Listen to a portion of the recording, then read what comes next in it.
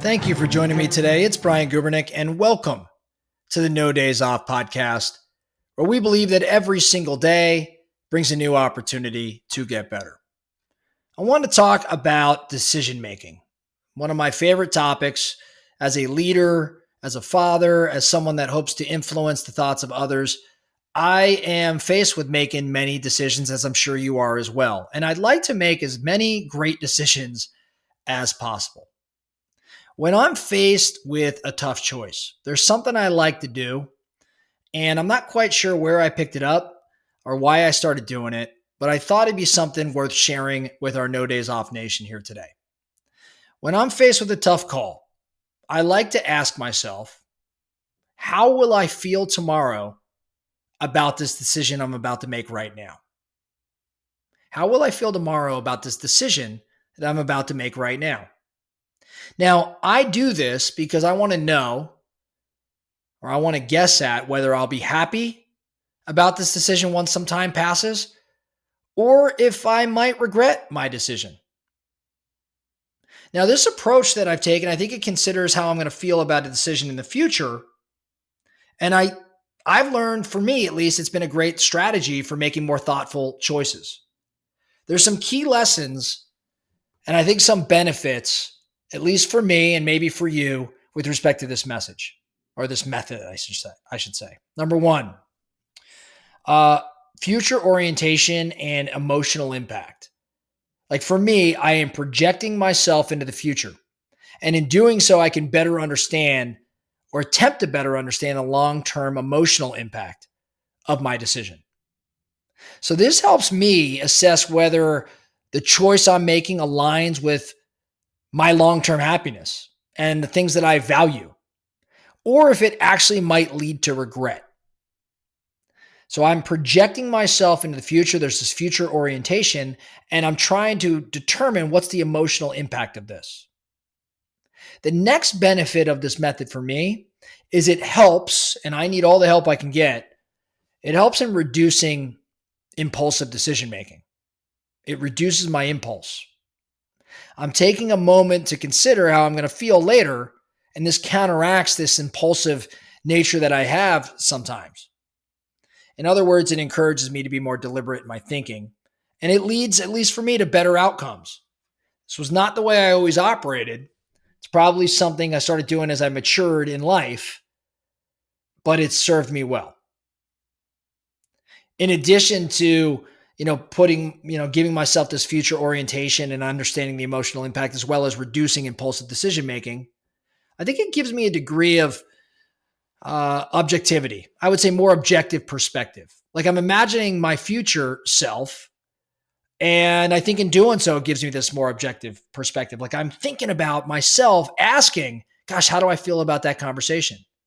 I'm detached then from the immediate emotions, from the immediate bias. And I like to think it makes me a bit more rational in my assessment rather than emotional or basing things on feelings.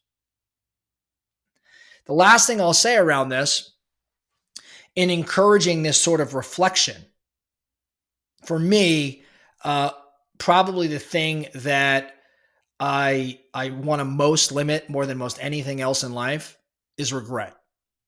I don't want to live a life that has regret. And so this exercise for me, most importantly, evaluates potential regret. And it allows me to make choices that minimize the likelihood of future disappointment.